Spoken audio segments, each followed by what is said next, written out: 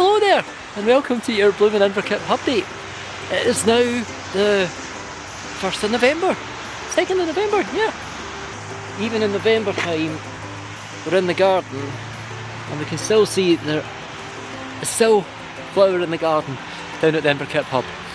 Now, we're going to go and have a wee look around and see what else is in flower. But first of all, we're over to Handy Andy, who's up to something. Andy's always up to something.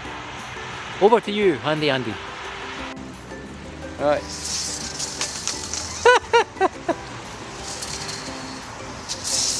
Whoa! Nearly. You may be wondering why I am doing this today. It's actually for something quite clever. We have here a hula hoop. Woo! Say hula hoop, Bob. Hula hoop, Bob. Why have we got a hula hoop in the garden? Well, we're going to have a wee bit of fun today. We have come to the end of the season basically. We are clearing out the beds, we're doing all the things. We're also doing something for next year as well, a plant ahead. We always do, we're planning for next year. It's bulb season right now. Get your spring bulbs in the ground. Daffodils really should be in the ground now. Tulips, we're just starting to come into tulip season. But today we're going to do the babies of the whole lot. We're going to do crocuses. Two different types of crocuses. This one is crocus aqua. It's a kind of purpley colour. So we've got 25 of these bulbs. We've actually got 100 of each. And we've also got crocus ice queen, which is a pure white crocus. Really nice crocus. Now, there's two lines of thought here when you're planting these. You can plant them in their colours, or you can mix them. For me, it's mixing, because a purple and a white go together really beautifully. Yep. So how do you avoid them being too uniform? Well, I just throw them all in a bucket. That's very technical, that. I just throw them all in a bucket. How do you know which one is which? You don't. Ah. That's the thing, because if I tried to plant this, like that's all the purples in, and this is all the whites going in. Come out. You're going in the ground whether you like it or not. There we go. One more bag of these. So the whites are on top and the purples are underneath. There we go, mixed. Next job to do is over here. So you join us down in the grass now. Right, we have said hula hoop. The plan is to just put a random circle of crocuses in the ground, somewhere in the grass. So the easiest way is just drop the hoop. That's simple as that. Drop a hoop? Drop the hoop. Now, you need a few inches of depth for crocuses. Don't worry too much because a bulb will adjust its height to suit itself in the ground. So what we're going to do, we've got roughly 200 bulbs in here. Is it 200 bulbs? No, 100 bulbs? 100. 100 bulbs of various... you know what I think you should do, Andy? What's that? What's that? I think we should have Andy's crocus versus Bob's crocus. That wouldn't be a bad call. I mean, I keep beating you with the dahlias, so... Yeah, I don't know. Bob's dahlias are better than Andy's dahlias. Andy's dahlias are better than Bob. Far better than Bob. Right. Why don't we do that? You go in there. It's scientifically every year that my dahlias are better. Right. Come on, get a wiggle on. So fork in 3 or 4 inches, so deep as you want to go. Don't need to go worry about it being too deep. Give it a good waggle about. I'm just going to circle now so we can start with the outer edge. You've done that before. Oh, you can tell I've got a good wiggle about me, haven't I? You do, you have, aye. You should be on Strictly. Well, my wife always said I had a good wiggle. Aye. Oh dear, oh dear. Sure. Right, I'm getting dizzy. You get dizzy? Aye. I think your age up. Enough of that. The outside edge done. So all I'm going to do now is randomly in the middle. Oh, I see. Right across the centre of the circle. So you're going with that technique, right? If my sums are correct, I should have done 25 lots of prongs. Would have given me enough holes for the whole. That sounds very scientific. I mean, you know, right. So you've got 100 bulbs and you're making 100 holes. 100 holes, yep. Right. Now comes the back breaking bit. So down in your hands and knees. Down on the knees. Like I said before, these are crocus bulbs. We've got a mixture. We've got crocus aqua and crocus white. The difference is one of them's white. Ice queen's white, and the aqua is a purpley colour. I don't know which one is which. We'll find out in a few months. And then once you've got that done, simply plant the crocuses in the holes you've got left. Yeah. You may have to do a bit of wiggling with your fork to get them in because the crocus bulbs we've got are a wee bit in the tubby side. Make no comment. No, not like it. Right, and when do we expect to see them, do you think, Andy? Probably late February, early March. February, something like that? Probably about then, yeah. Alrighty. Right, we better mark out exactly where you are then. So there you are between the clock and the Gantok sped. Yep. And yours is about, what's that? 1, 2, that's about 8 foot. Yeah, there. Alrighty. Well, you continue with that. I'm going to go and have a look and see where I'm going to put mine. Alright. We'll see you in a wee while. See you in a minute. So while Andy's planting these crocus, we are having a look at our time when we were through in Edinburgh. There's the lovely, wonderful Edinburgh Castle. And these are the Princes Street gardens in Edinburgh. And as you can just see the amazing colours of autumn. There's the Mahonia on the left. That looks as if it's maybe a bit of euonymus there as well, and of course you've got the bright scarlet autumnal colours of that's an Acer palmatum there. And this time of year you're thinking about what to cut back, what to leave.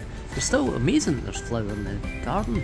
There's your, it looks as if it's some hanging trailing fuchsias there, and even though the leaves are dropping you can still see that there's lots of colour to be had. It's those autumnal hues, your yellows, there's your hellebores.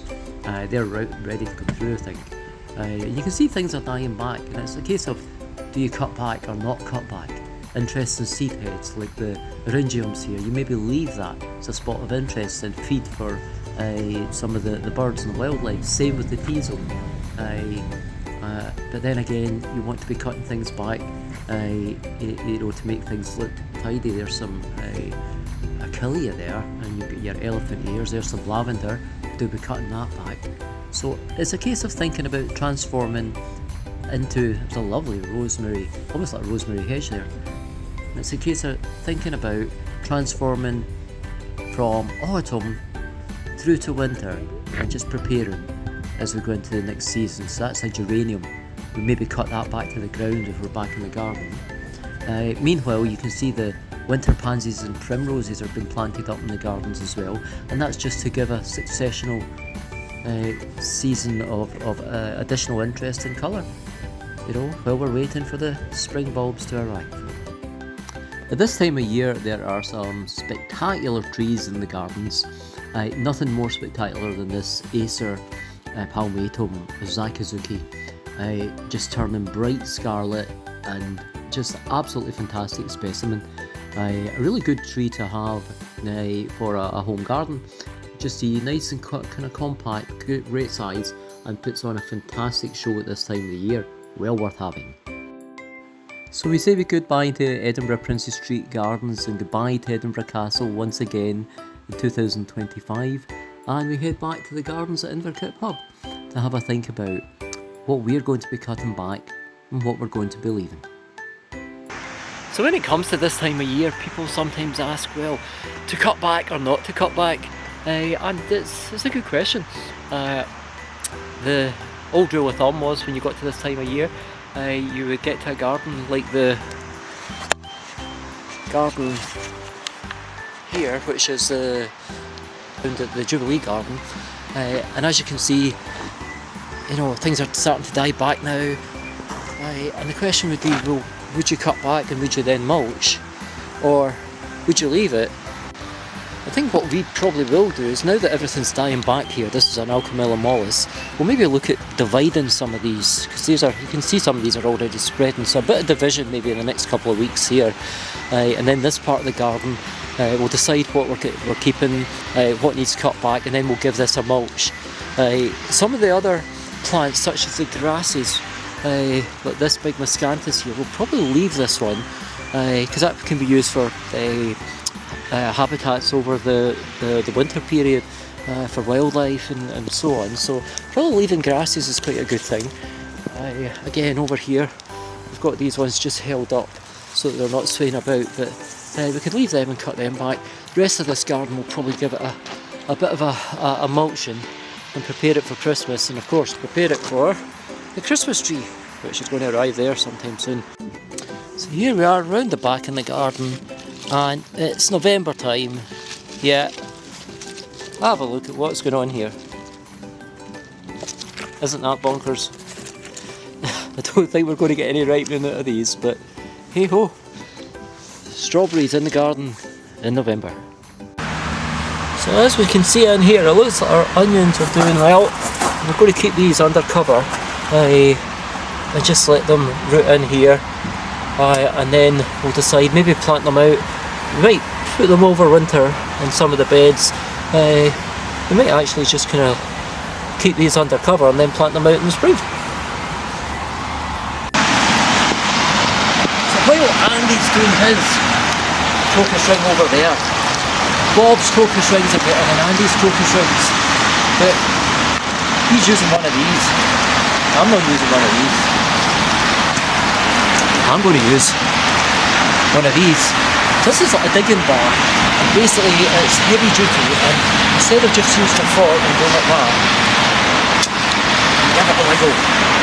That way you get down a bit deeper, and you just loosen up the soil a wee bit, and it's a lot easier to go round. So I'm going to go round these, and I'm going to dig better holes than Andy's holes.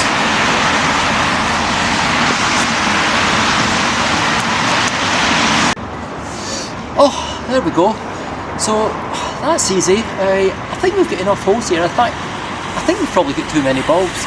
But when you're planting your bulb, point the end up, so like that, not like that, and when you push it down into the hole, you know, don't just leave it sitting on the surface. You want to get it in, and you want to push it down, and it goes down a lot quicker there. How deep would you want to go? How deep down?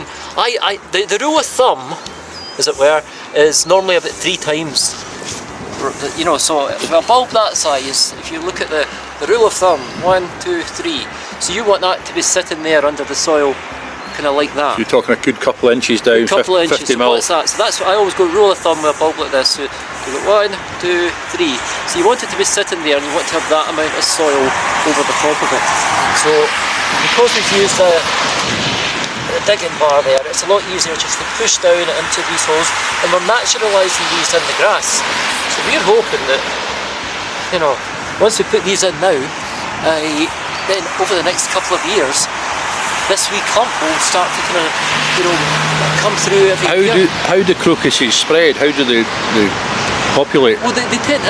My understanding is it's kind of like bulbils, similar to the daffodils. They just tend to kind of grow off, and you know that will maybe have a wee bulb. So they wouldn't necessarily send out a seed as well. It would be growing off the same bulb as the mother bulb, yeah? I don't know. Ask me a different question.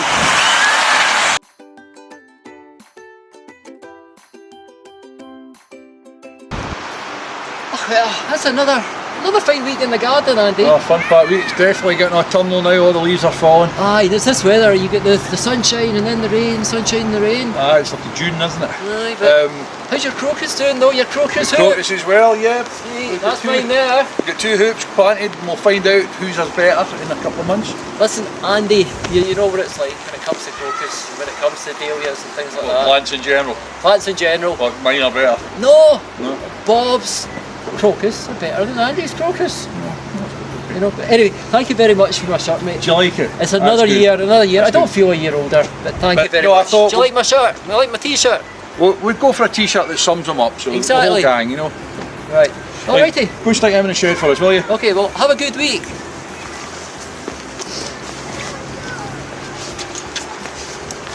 Until next week.